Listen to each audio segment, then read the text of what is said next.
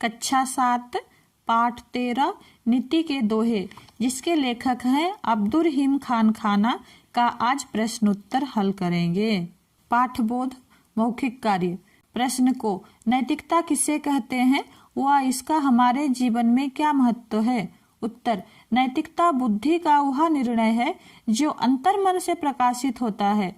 नैतिकता हमारे जीवन में हमारे अंदर संस्कार और समाज में सही से जीवन जीने के लिए प्रेरित करता है। खो, मनुष्य को एक सामाजिक प्राणी के रूप में किन किन गुणों को आत्मसात करना चाहिए। उत्तर, मनुष्य को एक सामाजिक प्राणी के रूप में सभ्य आचरण, नियम, कानून, कायदा, परोपकार और भलाई जैसे गुणों को आत्मसात करना चाहिए।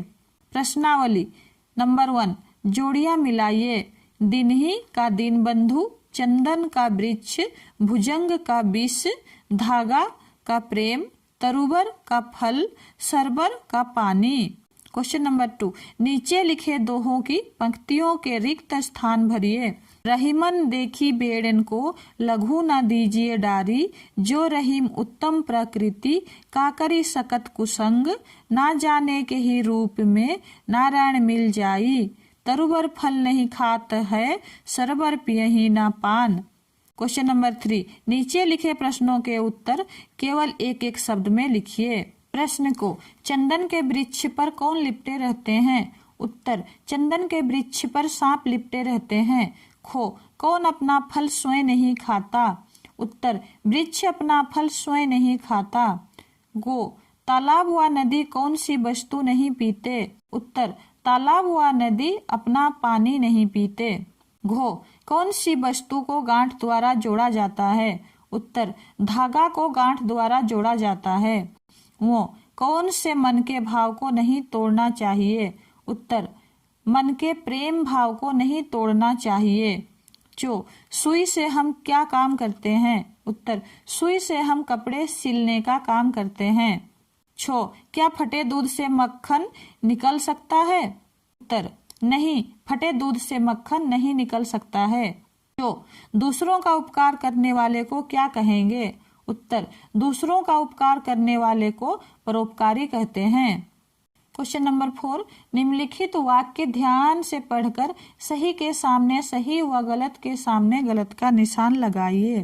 को, हमें सुई जैसी छोटी चीज का तिरस्कार कर देना चाहिए। गलत।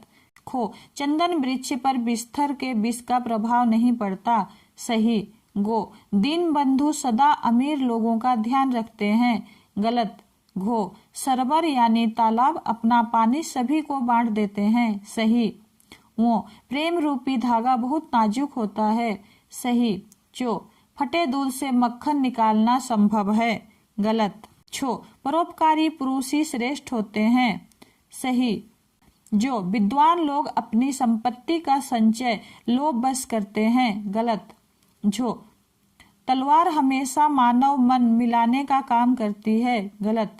न्यो, मेहंदी बांटन वाले के हाथों में मेहंदी का रंग कभी नहीं चढ़ता। गलत। वर्ग कार्य। क्वेश्चन नंबर 1, निम्नलिखित प्रश्नों के उत्तर एक एक वाक्य में लिखिए। प्रश्न को, रहीम जी को किस राजा के नवरत्नों में स्थान प्राप्त था। उत्तर, रहीम जी को अकबर राजा के नवरत्नों में स्थान प्राप्त था।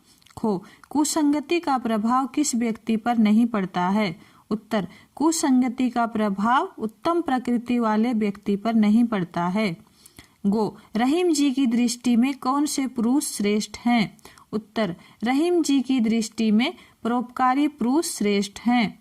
घो, संसार में जीवन यापन करते हुए हमें प्रत्येक व्यक्ति के प्रति सहृदयता क्यों रखनी चाहिए। उत्तर, संसार में जीवन यापन करते हुए हमें प्रत्येक व्यक्ति के प्रति सहृदयता रखनी चाहिए, क्योंकि कब हमें मानव के रूप में ईश्वर के दर्शन हो जाएं। क्वेश्चन नंबर 2, निम्नलिखित प्रश्नों के उत्तर विस्तार से लिखिए। प्रश्न को, उत्तम प्रकृति के लोगों की क्या पहचान है, उदाहरण सहित लिखिए। उत्तर, जो व्यक्ति उत्तम प्रकृति का होता है उसे किसी भी प्रकार के बुरी संगति का कोई असर नहीं पड़ता।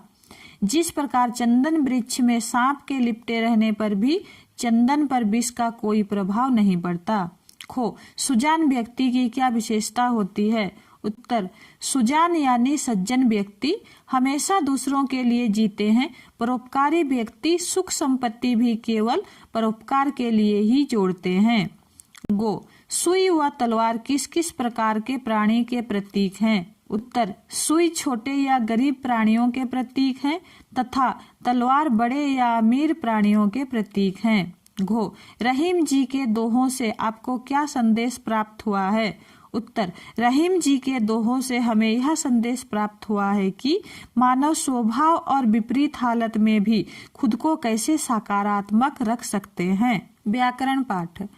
क्वेश्चन नंबर 2, नीचे लिखे शब्दों में से दो दो पर्यायवाची शब्द ढूंढकर पंक्ति में लिखे शब्दों के सामने लिखिए।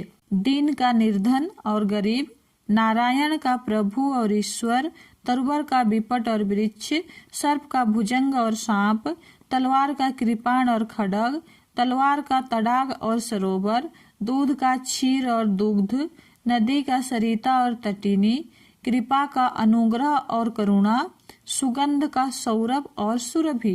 क्वेश्चन नंबर 3, नीचे लिखे शब्दों में से विलोम ढूंढकर पंक्ति में लिखे शब्दों के सामने लिखिए।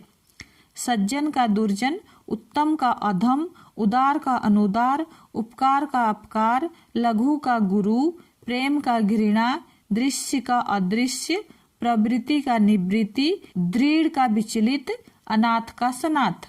क्वेश्चन नंबर 4, नीचे लिखे वाक्यों के खाली स्थानों में शब्दों का अर्थ समझकर उचित शब्द भरिए। ईश्वर नाम का न आदि है न अंत। खो, वह मदिरा पान करने का आदि है। गो, आज का दिन मेरे लिए ईश्वर की आशीष लेकर आया है। घो, श्री कृष्ण अपने दीन मित्र सुदामा को भूल न सके। वो, मैं अपना गृह कार्य प्रतिदिन करता हूँ। चो, आकाश में ग्रह रात के समय बहुत सुंदर दिखते हैं। छो, हे ईश्वर, मेरी प्रार्थना सुनो और मेरा उद्धार करो। जो बढ़ते बढ़ते उद्धार ने उसके जीवन का नाश कर दिया। गृह कार्य। क्वेश्चन नंबर 1, नीति के दोहों के आधार पर नीचे लिखे प्रश्नों के उत्तर अपने शब्दों में समझा कर उदाहरण सहित लिखिए। प्रश्न को, कबीर रहीम के अनुसार कौन सा व्यक्ति दीन बंधु समान हो सकता है तथा क्यों? कबीर रहीम के अनुसार जो व्यक्ति गरीब लोगों को देखता है वह व्यक्ति दीन बंधु के समान होता है, क्योंकि गरीब की दृष्टि सब पर पड़ती है पर गरीब को कोई नहीं देखता। खो, चंदन के वृक्ष और सांप का किस प्रकार का संबंध है तथा किसको कवि ने कुसंग के रूप में बताया है तथा क्यों? उत्तर, चंदन के वृक्ष और सांप का संबंध एक उत्तम प्रकृति वाला व्यक्ति और बुरी संगति जैसा संबंध है तथा कवि ने बुराई करने वाले व्यक्ति को कुसंग कहा है, क्योंकि कुसंग सच्ची मित्रता में भी मनमुटाव रूपी गांठ लगा देती है। गो, कबीर रहीम ने पेड़ और तालाब की किस प्रकार एक सज्जन से तुलना की है, समझा कर लिखिए। उत्तर, जिस प्रकार पेड़ अपना फल स्वयं नहीं खाता, तालाब अपना पानी स्वयं नहीं पीता, उसी प्रकार परोपकारी लोग धन संपत्ति भी केवल परोपकार यानी भलाई के लिए जोड़ते हैं। घो, अनेक यत्न करने पर भी बिगड़ी बात क्यों नहीं बन सकती, उदाहरण सहित बताइए। उत्तर, अगर एक बार बात बिगड़ जाए तो फिर लाख प्रयासों के बाद भी बात नहीं बनती। जैसे एक बार दूध फट जाए तो फिर उसका ना ही दूध बनता है और ना ही मक्खन बनता है। इसलिए हर काम सोच समझकर करना चाहिए। वो, बांटन वारे से कवि का क्या तात्पर्य है? उसके हाथ में मेहंदी कब और क्यों लग जाती है? उत्तर, बांटन वाले का तात्पर्य है पीसना। जिस प्रकार मेहंदी पीसने वाले व्यक्ति के हाथ में मेहंदी का रंग लग जाता है, उसी प्रकार वे लोग धन्य हैं जिनका शरीर सदा सबका उपकार करता है। क्वेश्चन नंबर 2, रहीम जी के दोहों में से आपको कौन सा दोहा अच्छा लगा, हुआ क्यों? विस्तार से लिखिए। उत्तर, रहीम जी के दोहों में से मुझे पहला दोहा सबसे अच्छा लगा, क्योंकि इस दोहा में कहा गया है कि गरीब की दृष्टि सब पर पड़ती है पर गरीब को कोई नहीं देखता। जो गरीब को प्रेम से देखता है, उसकी मदद करता है, वह दीन बंधु भगवान के समान हो जाता है। धन्यवाद।